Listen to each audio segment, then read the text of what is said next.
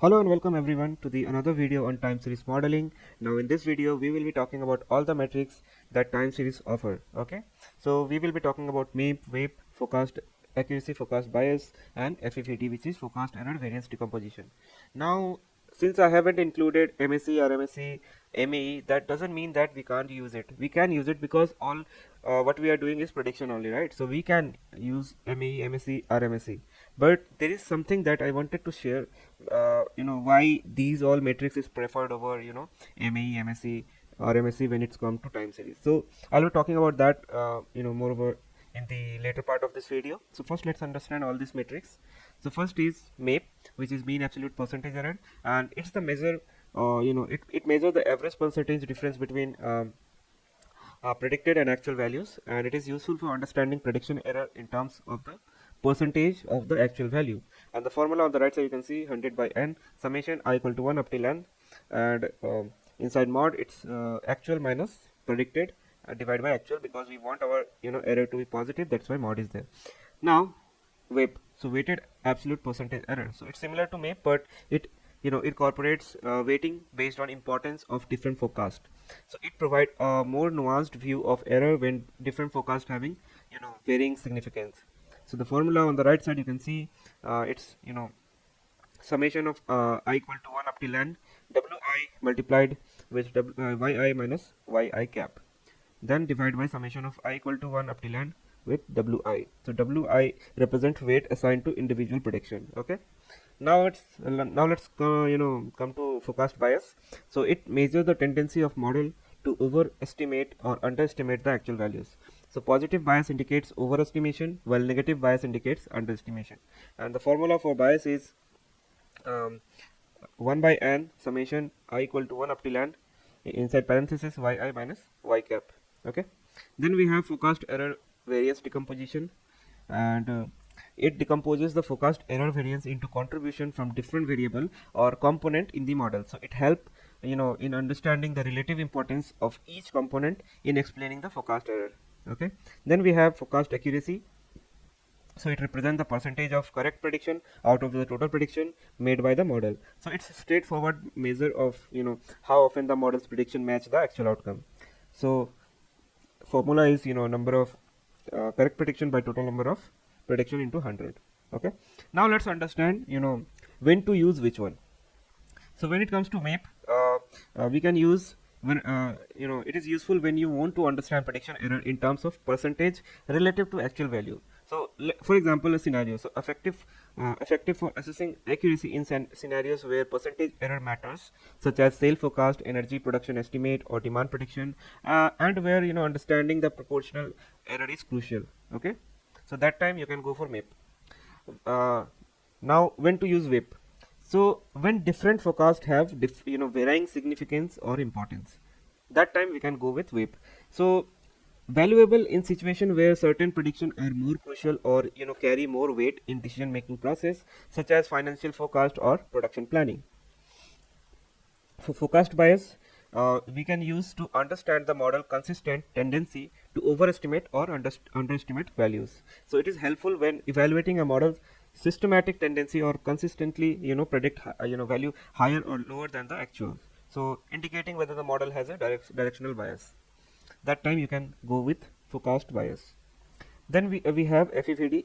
So understanding the relative importance of different variable or component in explaining forecast error, that time we can go with FEVD. Now it is useful in complex model where multiple factor contribute to prediction, like financial model or system with various interacting component, helping to identify which factors significantly affect the forecast error. Okay, so now remaining is forecast accuracy. So forecast accuracy is used when we are seeking a straightforward measure to gauge the model predictive success. Okay, then so for example, widely applicable in various forecasting tasks, especially when assessing the overall performance of the model in terms of correctly predicted outcomes, such as weather forecasting, classification task, or binary outcome prediction. Just note that each metric serves a specific purpose in assessing different aspects of forecasting model, allowing for a comprehensive evaluation of the model performance, bias, and factor contributing to the prediction error. So choosing the appropriate metric depends on a specific requirement and characteristics of forecasting problem at hand. Okay, now let's talk about why MAPE and WAPE is preferred over MAE and MSE. So see, this MAPE, which is mean absolute percentage error, and weighted absolute percentage error, are often preferred over MSE and MAE in time series modeling due to, there are some reason that is scaling, focus on proportional error, then weighted assessment. So let me talk about all of them. So first is MAPE and WAPE are scale independent, meaning they are expressed as percentages, making them comparable across different data set or variable. So this is particularly beneficial when dealing with a data set having varying scale or unit, as they provide a standardized measure of error, that is percentage. Okay, that's why we go for these two. Then other reason is scalability, interpretability. So MAPE and WAPE provide an intuitive understanding of prediction accuracy in terms of percentage error relative to actual value. So this make them more interpretable and easier to communicate, especially in domain where stakeholder might not be familiar with statistical term like squared error. Okay, then there is focus on proportional error. So these metrics focus on proportional error, giving more weight to larger error in percentage term. So in scenarios where proportional error are crucial, such as sale forecast or demand prediction, understanding the relative magnitude of error is more important than the absolute magnitude. Then we have weighted assessment. So WAPE add the advantage of incorporating weighted error based on the significance or importance of different forecast. So this allows for a more nuanced evaluation, considering the varying impact of different prediction on decision making process. Then it is also helpful in handling zeros values. So MAPE and WAPE can handle cases where actual value are 0 as long as the denominator is handled appropriately. Which might pose challenges for metrics like MSE due to squaring operation. However, it is essential to note that each metric has its own advantages and limitations. For instance, MAPE and WAPE can have issue with division by 0 when actual value are very small, and they tend to be very sensitive to outliers. Whereas MSE and MAE, on the other hand, emphasize error based on absolute value, and they are sensitive to large error due to squaring. So the choice of metric depend on specific characteristics of the data and the nature of forecasting problem, as well as stakeholder requirement regarding the interpretation of error in the context of application. So make sure you research before adding any type of matrix for your evaluation purpose. So hope you guys understood all the metrics time series offer and why to go with MAPE and WAPE under circumstances that we have discussed.